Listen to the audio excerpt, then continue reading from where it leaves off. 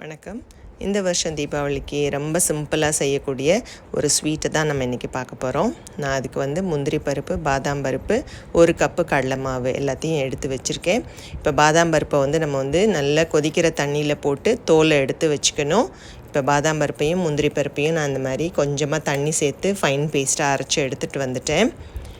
இப்போ பேனில் 1/2 டம்ளர் தண்ணி ஊற்றிட்டு 2 கப்பு சர்க்கரை சேர்த்துருக்கேன். இப்போ சர்க்கரை நல்லா மிக்ஸ் பண்ணதுக்கப்புறமா நம்ம அரைச்சி வச்சுருக்கிற பாதாம் பருப்பு முந்திரி பருப்பு பேஸ்ட்டை நம்ம உள்ளே போட்டு மிக்ஸ் பண்ணிக்க போகிறோம். இது முதல்ல நல்லா கலந்து விட்டுட்டு அதுக்கப்புறமா நம்ம எடுத்து வச்சுருக்கிற கடலை மாவையும் சேர்த்துக்கலாம்.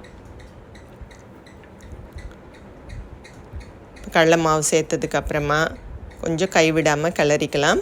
கொஞ்சம் கட்டி கட்டி இருக்க மாதிரி இருக்கும், கட்டியாக இருக்க மாதிரி. பட் ஆனாக்கா அதுவே போக போக கரைஞ்சிரும். பாருங்கள், கொஞ்சம் நல்லா மிக்ஸ் ஆகிடுச்சு. நான் 2 டேபிள் ஸ்பூன் நெய் தான் இதுக்கு சேர்த்தேன். நான்ஸ்டிக் பேனுங்கிறதுனால நான் அவ்வளோவா நெய்யும் சேர்க்கலை. இப்போ நல்லா சுருண்டு வந்துருச்சு.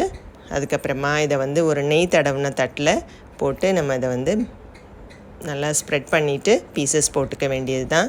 சிம்பிளான பட் ஆனால் கொஞ்சம் ஹெல்த்தியான இந்த பாதாம் ஆல்மண்ட் பர்ஃபியை நீங்களும் வீட்டில் ட்ரை பண்ணி பார்த்துட்டு எப்படி இருக்குன்னு உங்கள் கமெண்ட்ஸை சொல்லுங்கள். தேங்க்ஸ் ஃபார் வாட்சிங். பை.